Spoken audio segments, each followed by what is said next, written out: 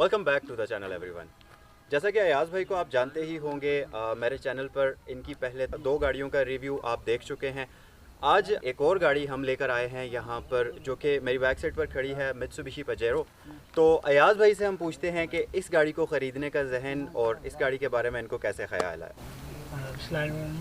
सबसे पहले तो आपको पता है कि मित्सुबिशी का तो हमें स्टार्ट से शौक था, जिस तरह मेरी लांसर का भी आप लोगों ने रिव्यू किया। और क्योंकि पाकिस्तान में इस गाड़ी को अंडर एस्टिमेट किया जाता है, लेकिन ऐसा उसमें कुछ भी नहीं है। तो हमें अगर एसयूवी चाहिए थी तो हमने फिर बजाय टोयोटा या उसको लेने के, क्योंकि मार्कअप खाली लगा के तो वो अच्छी खासी इसमें फ़र्क आ जाता है। कितना अर्सा हो गया है आपको इस गाड़ी को ख़रीदे हुए, और इस गाड़ी के साथ आपका एक्सपीरियंस कैसा रहा?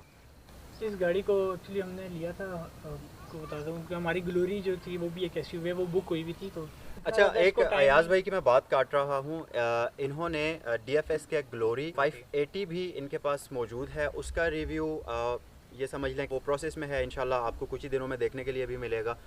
तो इनके पास अभी करंटली एक लैंड क्रूज़र, एक DFS के ग्लोरी है, एक ये वाली गाड़ी जो बैक साइड पर खड़ी है। इस गाड़ी को बेसिकली अयाज़ भाई सेल करना चाह रहे हैं, उसकी वजह भी हम इनसे पूछेंगे। इसका यही था कि इसको अंडर एस्टिमेट किया जाता है, इसको मित्सुबिशी को, इस वजह से। लेकिन हमें क्योंकि शौक़ है, जिस हिसाब से जितने इसमें फीचर्स दिए हैं और ये वो इस प्राइस रेंज में मेरे ख्याल से कि हमें नहीं मिलते अगर हम और किसी गाड़ी की तरफ जाएँ। इसको हुआ तो 2-3 महीने ही हुए थे इस गाड़ी को लिए हुए। ठीक है, लेकिन जो असल वजह इसको मतलब सेल करने की वो है कि आपको, जैसा आपने बता भी दिया कि ग्लोरी भी आ गई है हमारी, वो भी कुछ ही दिन हुए, 10-15 दिन। ठीक है। तो अब RKR भी है, तो फिर SUV पे फिर हमें एक रखनी है। तो जिस तरह वो भी क्रॉस ओवर है ग्लोरी भी, और फिर इस वजह से जो है हम इसके पार्ट्स वगैरह या ऐसा कोई इशू या मैकेनिक्स का कोई इशू तो नहीं था जिस दौरान आपने इस गाड़ी को रखा है? कोई आपकी इसकी कोई ट्यूनिंग वगैरह का या कोई चीज़ अगर ख़राब हो गई हो तो मैकेनिक्स इजीली इसको समझ लेते हैं?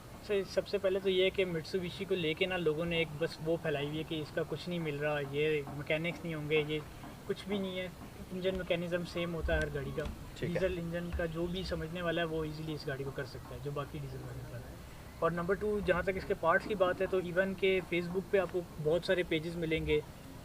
IGP रोड भरा हुआ है पूरा, ठीक है, सदर के अंदर है। इसकी एक एक चीज़, इवन एक नट जो है इसका आपको इजीली अवेलेबल है। मेरे हिसाब से नया भी मिल जाता है और पुराना भी। अभी हमने जब ली तो उसका AC में इशू था, तो उसके कुछ फ़ैन वगैरह मिसिंग थे और वो चीज़ें, तो हमने सिर्फ जाके गाड़ी खड़ी की और उस बंदे ने अपने तौर पे इतनी एक दिन में वो सारी चीज़ें हमें मिल गई। मतलब जो इसके वैक्यूम वगैरह जो नहीं काम कर रहे थे वो सारा कुछ उसने मतलब अरेंज कर लिया था इजीली। सही हो गया, क्योंकि आपने लैंड क्रूज़र भी RKR भी चला ली हुई है, और वो तो गाड़ी आपने खुद अपने हाथों से ये समझ लें कि बनाई हुई है, और ये गाड़ी भी चलाई है।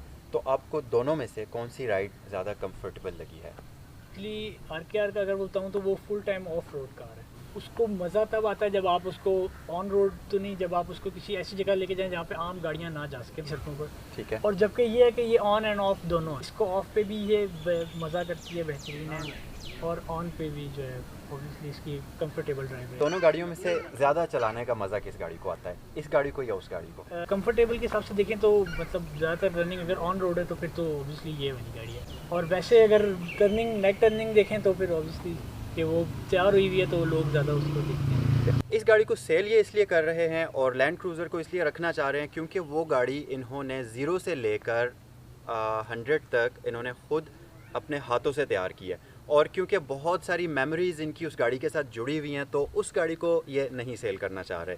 और क्योंकि फिर इन्होंने एक गाड़ी 4x4 सेगमेंट में रखनी है तो इस गाड़ी को ये सेल करना चाह रहे हैं।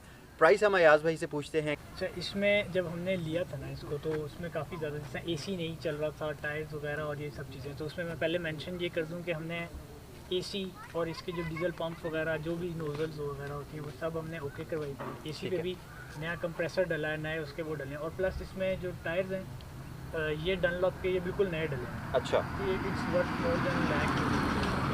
ये ड्रिम्स भी नए हैं, ठीक है, और टायर भी जो है वो डनलॉप का ओरिजिनल जो है वो। और प्लस एक और बता दूँ कि ये बॉडी वाइज गाड़ी पूरी जेन्युइन है, कहीं से पेंटेड नहीं है, टोटल जेन्युइन कार है। सही है। और अगर इंजन भी हमने खुद भी क्योंकि जब ले रहे थे तो मैकेनिक को वो उसने बताया था कि यार ड्राई इंजन है। अगर ये लोग समझते हो ड्राई इंजन, तो डीजल इंजन में एक तो नॉन ब्लो है, ब्लो नहीं किया हुआ इंजन ने, और दूसरा ड्राई इंजन है। ठीक है, तो ये 2 फैक्ट्स हैं जिसकी वजह से ये गाड़ी मतलब रखने वाली है, सेल करने वाली नहीं है। ये 2.8 डीजल है, 2.8 टर्बोचार्ज 9.4 सिलेंडर है। ठीक है। ये होती 4 है, ये हो गई, और 1KZ जो टोयोटा की है वो भी इसमें पेट्रोल इंजन जो आता है वो V6 कॉन्फ़िगरेशन के साथ मेरे आता है ख्याल मेरे से कि वो पेट्रोल जो है 3000 और 3.2 है इसमें। सही है। तो अयाज भाई ये बताएं कि आपका माइंड क्या है, कितनी प्राइस तक आप इसको सेल करना चाह रहे हैं? तो देखें डिमांड तो इसकी 17.5 ठीक है। 17.5, और उसमें फिर थोड़ी बहुत नेगोशिएबल है वो।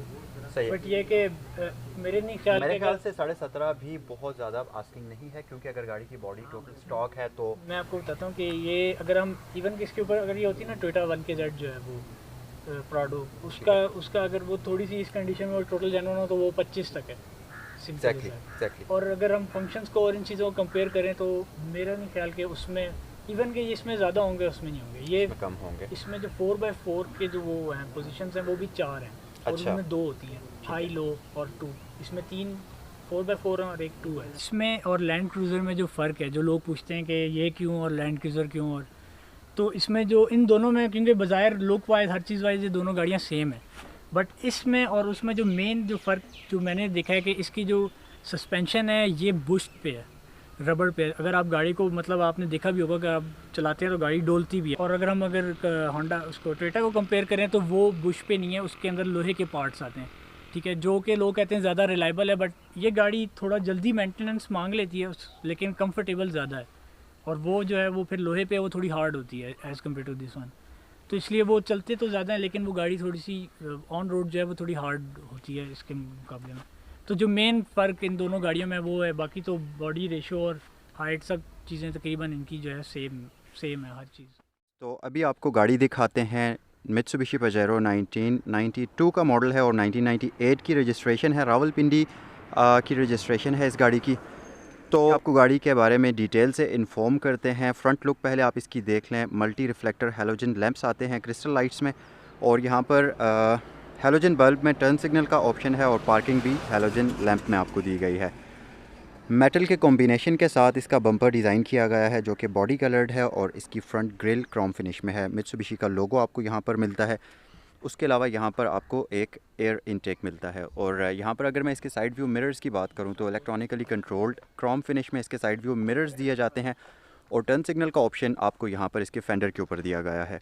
255/75 का टायर है, 16 इंचेस के अलॉय व्हील्स आपको प्री इंस्टॉल्ड मिलेंगे, और फ्रंट पर आपको इसमें वेंटिलेटेड डिस्क ब्रेक दी जाती है। क्रोम डोर हैंडल्स हैं, और इस गाड़ी में आपको रिमोट की वगैरह का ऑप्शन जो कि सिक्योरिटी सिस्टम होता है वो प्री इंस्टॉल्ड मिलता है। ड्राइवर डोर के ऊपर आपको की होल का ऑप्शन मिलता है। अच्छा, एक चीज़ मैं आपको बताता चलूँ, इस गाड़ी की बॉडी जो है इस पर कोई टचअप्स नहीं है, कोई रीपेंटिंग नहीं कराई गई, टोटल स्टॉक कंडीशन में है इसकी बॉडी। बैक पर तमाम लाइट्स हैलोजन बल्ब्स में आती हैं, और आपको यहाँ पर स्पेयर टायर का ऑप्शन मिलता है। इसके अलावा इस तरफ अगर आप देखें तो आपको मित्सुबिशी की ब्रांडिंग मिलती है। रियर बम्पर इसका मेटल में डिज़ाइन किया गया है जो कि क्रोम फिनिश में आता है, और बैक साइड से भी आप इस गाड़ी की लुक देख लें। मैं आपको क्लोज़ करके भी इसे दिखा देता हूँ।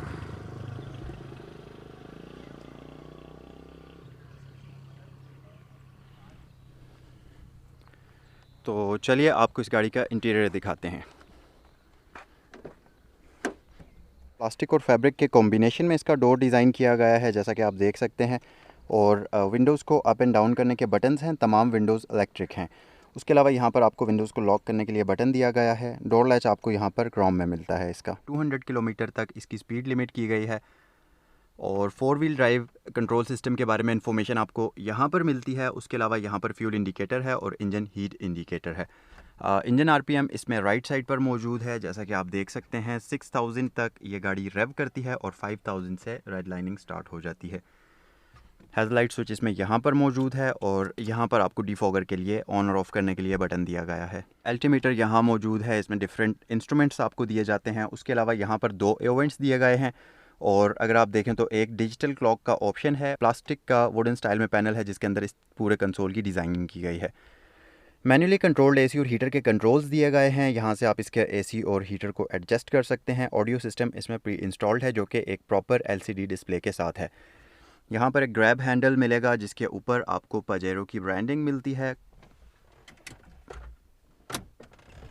उसके अलावा एक इवेंट आपको यहाँ पर पैसेंजर के लिए भी इसमें दिया जाता है। और अगर मैं आपको इस गाड़ी का रूफ़ दिखाऊं तो बहुत ही नीट एंड क्लीन कंडीशन में इस गाड़ी का रूफ़ है, जैसा कि आप देख ही सकते होंगे। पैसेंजर डोर की भी डिज़ाइनिंग आप देख लें, इस तरीके से पैसेंजर डोर इस गाड़ी का डिज़ाइन किया गया है। उसके अलावा अगर मैं यहाँ मज़ीद ऑप्शंस की बात करूँ तो आपको एक स्टोरेज कंपार्टमेंट मिलता है। मैनुअल ट्रांसमिशन इस गाड़ी में यूज़ की गई है जो कि 5 स्पीड फॉरवर्ड 1 रिवर्स होती है और 4 व्हील ड्राइव कंट्रोल सिस्टम इसमें आपको यहाँ दिया जाता है। उसके अलावा मैनुअली कंट्रोल पार्किंग ब्रेक है, सिगरेट लाइटर का ऑप्शन यहाँ दिया गया है और रियर फैन को आप यहाँ से ऑन और ऑफ कर सकते हैं। सस्पेंशन के लिए बटन्स आपको यहाँ पर दिए गए हैं, सस्पेंशन की एडजस्टमेंट आप यहाँ से कर सकते हैं। यहाँ पर इस तरीके से आपको कप होल्डर्स दिए गए हैं और 2 आर्म रेस्ट यहाँ पर आपको दी जाती हैं। स्टीयरिंग व्हील की राइट साइड पर अगर आप देखें तो आपको एक एयर वेंट दिया गया है और यहाँ पर जो ये एयर वेंट है ये बेसिकली इसके डिफॉगर के लिए होता है और साइड व्यू मिरर्स के कंट्रोल्स दिए गए हैं। उसके अलावा यहाँ नीचे ट्रंक रिलीज बटन वगैरह का ऑप्शन है।